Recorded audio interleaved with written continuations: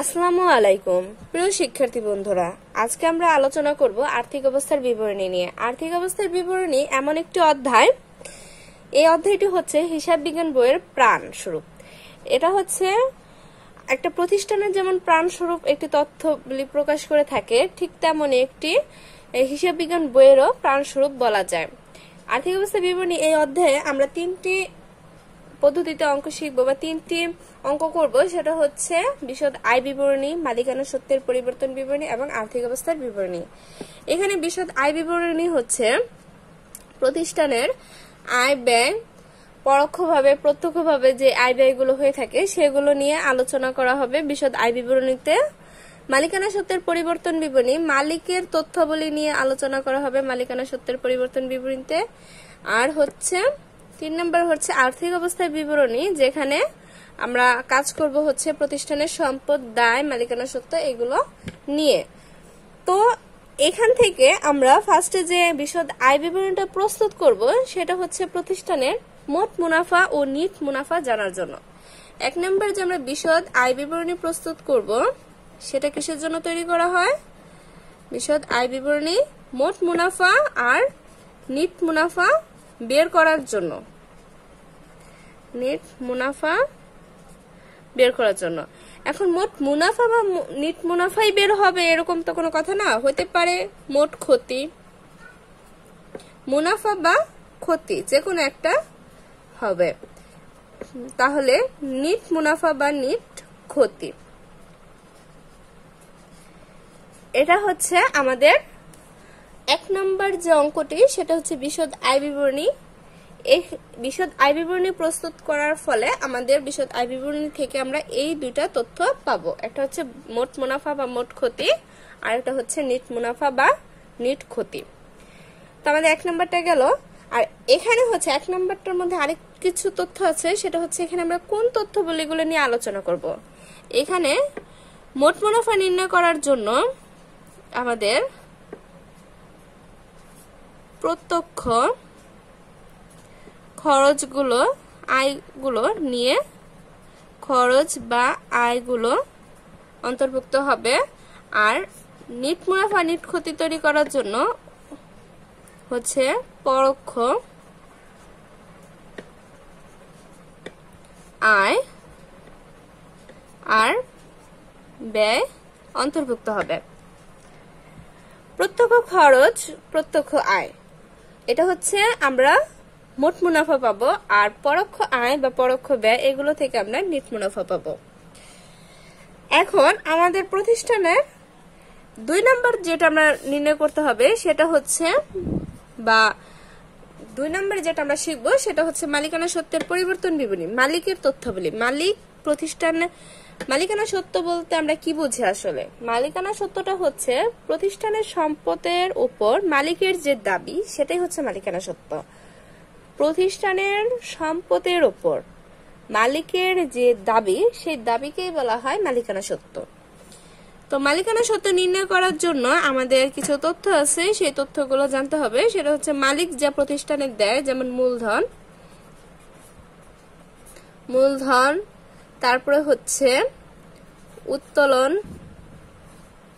মালিক নিজে যদি কোনো কিছু প্রতিষ্ঠান থেকে নিয়ে যায় বা উত্তোলন করে, উত্তোলন, তারপরে হচ্ছে আয়কর, যদি আয়কর প্রদান করা হয় আয়কর, তারপরে হচ্ছে আমাদের মূলধন উত্তোলন, এর সাথে যোগ হবে নিট মুনাফা, এর সাথে যোগ হবে সাধারণ সঞ্চিতি,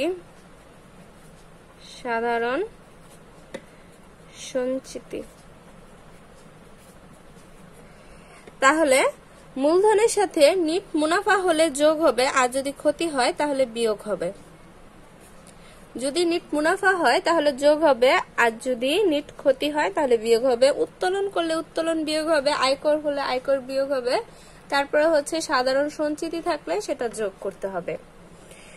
তারপর আছে আর্থিক অবস্থার বিবরণী। আর্থিক অবস্থার বিবরণীটা হচ্ছে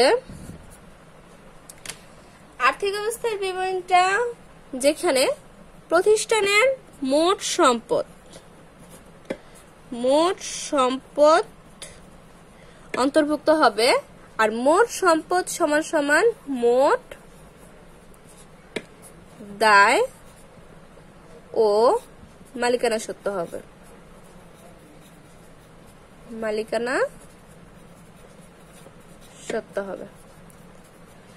আশা করি সবাই বুঝতে পেরেছো যে আর্থিক অবস্থা বিবরণীতে আমাদের কি করতে হবে, মোট সম্পদগুলো সম্পদ পাশে লিখতে হবে, আর দায় পাশে দায় লিখবো বহির্দায়। এই দায় বলতে হচ্ছে বহির্দায়, বাহিরের যেই দায়, যেমন পাওনাদার, ব্যাংক ঋণ, এগুলো হচ্ছে আমাদের বহির্গত দায়। ঠিক আছে। আর মালিকানা সত্ত্ব হচ্ছে আমরা এই মালিকানা সত্ত্ব এখানেও বের করতে পারি বা এখানেও বের করতে পারি। যদি আমাদের আলাদা করে বের করতে বলে তখন আমরা এইভাবে বের করব, আর যদি না বলে তাহলে আমরা এটাই এখানে করব। মালিকানা সত্ত্বের এখানে যে মূল্যটা সমাপনী মূলধনটা বের হবে বা সমাপনী মালিকানা সত্ত্ব যে পরিমাণটা বের হবে সেটা এখানে লিখব। লিখে সম্পদ সমান সমান মোট দায় প্লাস মালিকানা সত্ত্ব হবে। আশা করি সবাই বুঝতে পেরেছ। এখন আমরা কিছু ইম্পর্টেন্ট বিষয় নিয়ে আলোচনা করব, সেটা হচ্ছে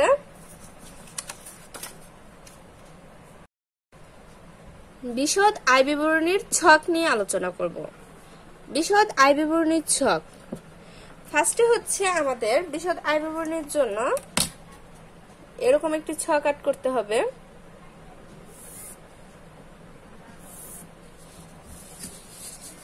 তিনটি টাকার ঘর দিতে হবে, একটি বিবরণের ঘর আর তিনটি টাকার ঘর।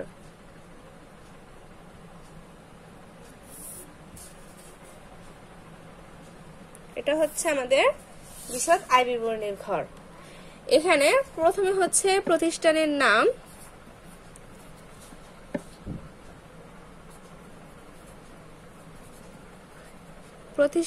নাম, দেন এটা হচ্ছে বিশদ আয় বিবরণী,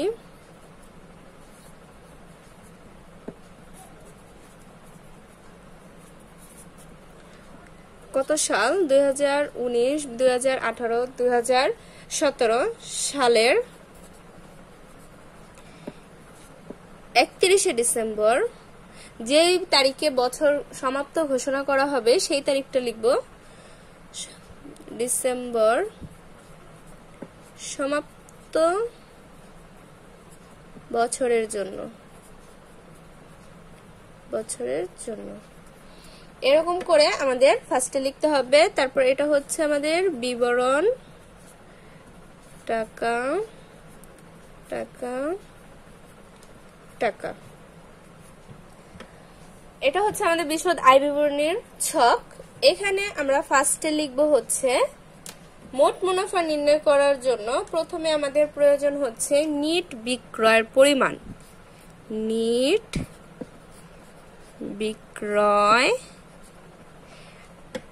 বিক্রয়ের পরিমাণটা আমাদের বের করতে হবে।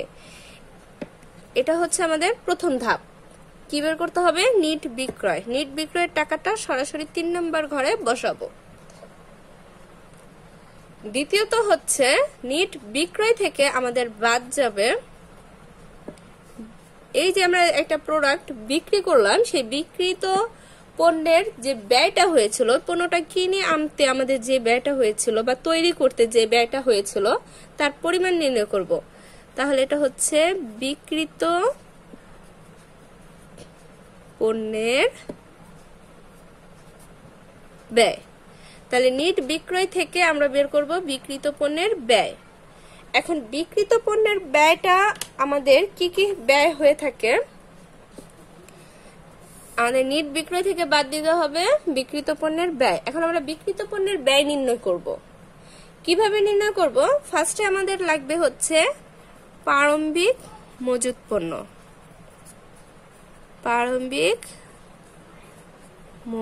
পণ্য। বছরের শুরুতে যে মজুরটা ছিল সেই মজুরটা লাগবে। তার সাথে লাগবে হচ্ছে নিট ক্রয়, এটা সরাসরি 2 নম্বর ঘরে টাকাটা বসবে। তারপরে আমাদের দরকার হচ্ছে নিট ক্রয়ের পরিমাণ। নিট ক্রয়ের টাকাটাও সরাসরি 2 নম্বর ঘরে বসবে। এরপর লাগবে সকল প্রকার ক্রয় সংক্রান্ত যে খরচগুলো সেই খরচগুলো বা প্রত্যক্ষ খরচ, প্রত্যক্ষ খরচ সকল প্রকার প্রত্যক্ষ খরচগুলো এখানে বসবে। দেন আমরা এগুলো যোগ করব, এই 3টা টাকা যোগ করব, এখানে নামাবো। নামানোর পর এটা যেটা বের হবে এটা হচ্ছে বিক্রয়যোগ্য পণ্য। কি বের হবে?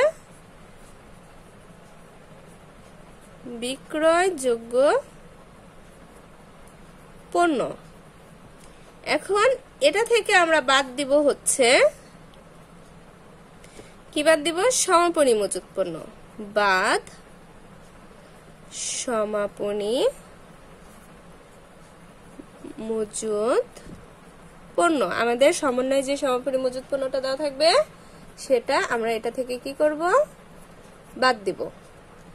বাদ দেওয়ার পর যেটা বের হবে এটার নাম হবে বিক্রিত পণ্যের ব্যয়। এটার নাম কি? বিক্রিত পণ্যের ব্যয়, এটার নাম। ঠিক আছে, এখন আমাদের শর্ত কি? নিট বিক্রয় থেকে বিক্রিত পণ্যের ব্যয়টা কি হবে? বাদ যাবে। তাহলে এটা থেকে এটা বাদ দেওয়ার পর যে টাকাটা আসবে সেটা হচ্ছে আমার প্রতিষ্ঠানের, যদি প্লাস ফিগারে আসে তাহলে হবে মোট মুনাফা, আর যদি মাইনাস ফিগারে আসে তাহলে হবে ক্ষতি। আশা করি এতটুকু সবাই বুঝতে পেরেছো। আমি এর নেক্সট ভিডিওতে নিট বিক্রয় এবং নিট ক্রয়ের পরিমাণ নির্ণয় করে দেখাবো। তারপরে হচ্ছে দেখো আমরা কি পেলাম?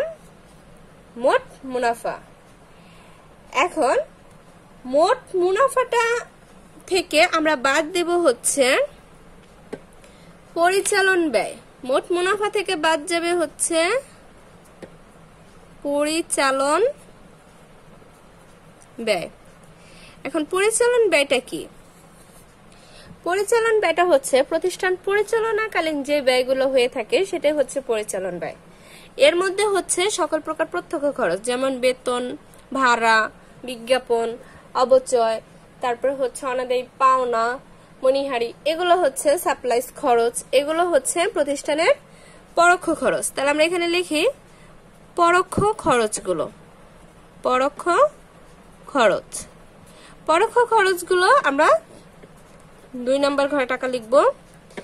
এখন পরোক্ষ খরচগুলোর সাথে যদি আমাদের কিছু অগ্রিম বা কিছু বকেয়া থাকে তখন আমরা কি করব? যদি খরচের সাথে মাইনাস অগ্রিম খরচ থাকে, অগ্রিম যদি খরচ হয় তাহলে কি করতে হবে? মাইনাস করতে হবে। আর বকেয়া যদি থাকে তাহলে যোগ করতে হবে। আশা করি সবাই বুঝতে পেরেছো। যদি খরচটা অগ্রিম করে থাকি তাহলে বিয়োগ করে দিব, আর খরচটা যদি বকেয়া থাকে তাহলে যোগ করে দিব। কারণ অগ্রিম হচ্ছে আমাদের সম্পদ আর বকেয়া হচ্ছে দায়। আমরা অগ্রিম আর দায় আমরা হিসাবে অন্তর্ভুক্ত করি না, সম্পদ দেখাই না। তাহলে আমাদের পরোক্ষ খরচগুলো গেল পরিচালন ব্যয়। পরিচালন হচ্ছে পরিচালনা করতে যে ব্যয় সেই ব্যয়। এখন আমরা কি করব? এই ব্যয়গুলো সরাসরি 3 নম্বর ঘরে লিখব। যোগ করার পর, যোগ বিয়োগ করার পর 3 নম্বর ঘরে লিখব। লিখে এটা থেকে এটা কি করতে হবে? বাদ দিতে হবে, কারণ মোট মুনাফা থেকে বাদ পরিচালন ব্যয়। তাহলে আমাদের যেটা আসবে সেটা হচ্ছে পরিচালন, যদি প্লাস ফিগারে আসে তাহলে হবে পরিচালন মুনাফা। পরিচালন মুনাফা, আর যদি মাইনাস ফিগার আসে তাহলে হবে পরিচালন ক্ষতি। অনেক সময় প্রশ্নের মধ্যে দেখা যায় যে আমাদের এই পর্যন্ত চায়, কিন্তু আমরা প্রশ্ন না পড়ে অ্যান্সার করি। পরে দেখা যায় যে যখন নিট মুনাফা পর্যন্ত করে ফেলি, কিন্তু নিট মুনাফা হয়েছে কিনা সঠিক জানি না, কিন্তু দেখা যায় যে পরিচালন মুনাফা পর্যন্ত চাইছে, অ্যান্সার করে আসছি নিট মুনাফা পর্যন্ত। তো আমরা আগে ভালো করে প্রশ্নগুলো পড়বো, পরে অ্যান্সার করার চেষ্টা করব। দেন এখান থেকে কি করতে হবে? যোগ করতে হবে। এটার সাথে যোগ করব কি? অন্যান্য আয়। অন্যান্য আয়, অন্যান্য আয় কোনগুলো? অন্যান্য আয়ের আরেক নাম ছিল অপরিচালন আয়। অপরিচালন আয় মানে হচ্ছে প্রতিষ্ঠান পরিচালনা করতে যে আয়গুলো হয় না, যেমন অপরিচালন আয়, যেমন হচ্ছে আমাদের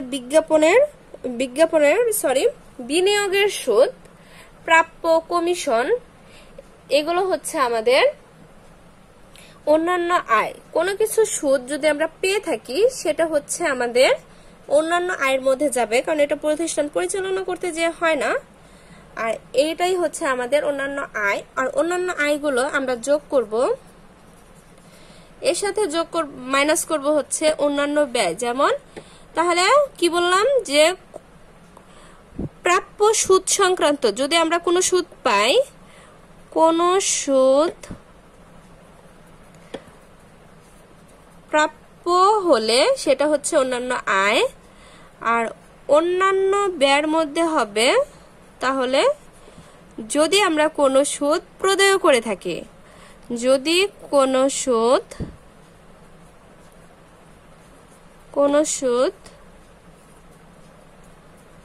প্রদেয় হয় তাহলে সেটা হবে অন্যান্য ব্যয়।